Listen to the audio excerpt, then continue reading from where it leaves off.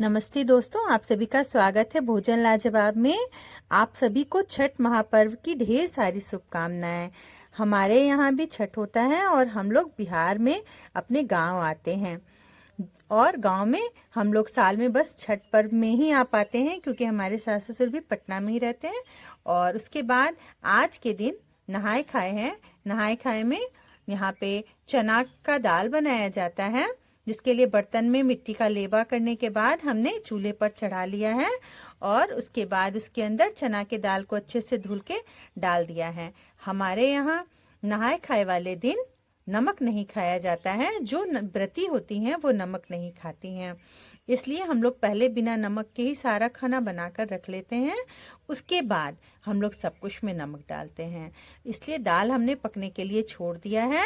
और जब दाल थोड़ा सा पक गया है तो जो लौकी हमने धो के कट करके रखा था उसके अंदर थोड़ा सा डाल दिया जाता है। इसे आज के दिन कद्दू भात भी कहा जाता है। और इसमें थोड़ा सा हल्दी भी डाल देते हैं और इसको ढक के पकाते हैं जब तक हमारा दाल बनकर तैयार हो जाता है। हम लोग लौकी को भी कट करके रख लेते हैं। उसके बाद दोस्तों हम कढ़ाई चढ़ाते हैं, और कढ़ाई को भी हम लोग चूल्हे, ये पूरा खाना चूल्हा पे ही बनाया जाएगा। उसके बाद कढ़ाई जब गर्म हो जाएगा तो इसमें हम लोग 2-3 चम्मच घी डालेंगे। घी के अंदर जीरा, हरी मिर्च, थोड़ा सा तेज पत्ता और हींग डालने के बाद अगर वो चटक जाए, उसके बाद उसके अंदर हम लोग जो लौकी कट करके रखे हैं वो डाल देंगे। फिर हल्दी डाल के पका लेंगे। मैंने आपको पहले भी बताया है कि हमारे यहाँ जो व्रती होती हैं वो नमक नहीं खाती हैं, इसलिए हम लोग इसे भी बिना नमक के ही पकाएंगे। जब ये सब खाना बनकर तैयार हो जाता है और हम लोग निकाल के साइड कर देते हैं अपनी माँ के लिए, उसके बाद हम लोग इसमें नमक डालते हैं। और आप देख सकते हैं दाल भी तैयार हो गया था। अब जो हमारा कद्दू है वो भी बनकर तैयार हो गया है। और अब हम लोग इसमें चावल बनाएंगे डेगची में। और चावल के लिए भी हमने पानी चढ़ा लिया है। और जब ये पानी खौल जाएगा, क्योंकि इसमें बासमती राइस का यूज़ किया जाता है, अरवा चावल का, जो कि बहुत ही बढ़िया। और ये आज जो ये व्रत छठ महापर्व है, इसमें ये 3 दिन का व्रत होता है। तो सात्विक खाना से ही ये स्टार्ट होता है। हमारे यहाँ तो 1 महीने पहले से ही प्याज लहसुन बनना भी बंद हो जाता है। और फिर जब पानी खौल जाएगा फिर इसमें हम लोग चावल डाल देंगे। और चावल डालने के बाद जब चावल बनकर तैयार हो जाएगा तो हम लोग इसके माड़ को निकाल देंगे। माड़ वाला ही चावल बनाते हैं।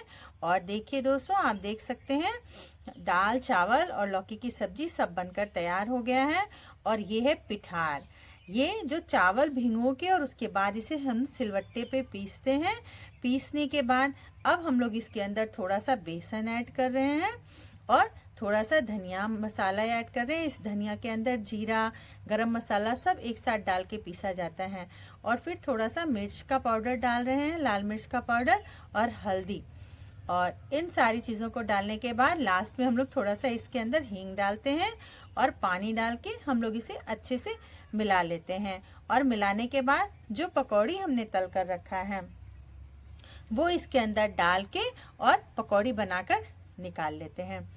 पहले मेरे मायके में ये पर्व नहीं हुआ करता था, तो मुझे बहुत शौक होता था कि मेरे घर भी ये होता, मेरे ससुराल में ये होता है। और शहर वगैरह में तो लोग सभी को बुलाते हैं प्रसाद खाने के लिए। आज से ही जो छठ पर्व होता है उसमें प्रसाद की बहुत महत्व होती है, बहुत ज़्यादा महत्ता होती है। और आज 4 दिन का ये महापर्व है, आज से शुरू हो चुका है। और आज नहाए खाए हैं, कल खरना होगा, परसों सांझ का अर्घ होगा और उसके बाद भोर वाला अर्घ होगा।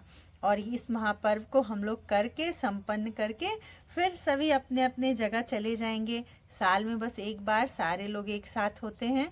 और ये पकौड़ी जो हमने कट करके रखा था सारा बनाकर तैयार कर लिया है। और उसके बाद अब दाल को हम लोग तड़का लगाएंगे। जो कड़छुल में हमने 3-4 चम्मच घी डाल दिया है। उसके बाद उसके अंदर जीरा डाला है और हींग डाला है और 2 हरी मिर्च डाली है। और चूल्हा के आग पे ही इसे भी हम पकाएंगे, फिर दाल में तड़का लगा देंगे।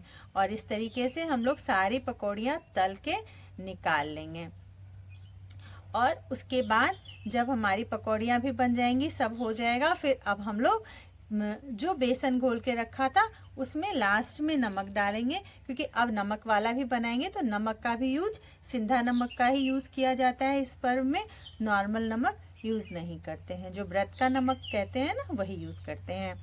अब चलिए दोस्तों हम लोग खाना परोसते हैं, जिसके लिए जहाँ पे भी आप खाना देते हैं उस पानी डाल के उस जगह को सिक्त किया जाता है, अच्छे से साफ कर लिया जाता है।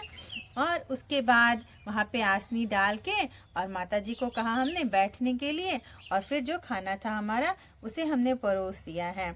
और आप लोग भी जो बिहार के हैं वो तो हैं ही, उन्हें मालूम ही है इस व्रत के बारे में, लेकिन जो लोग बाहर के हैं उन लोगों को भी लगता है कि आखिर क्या होता है इसमें।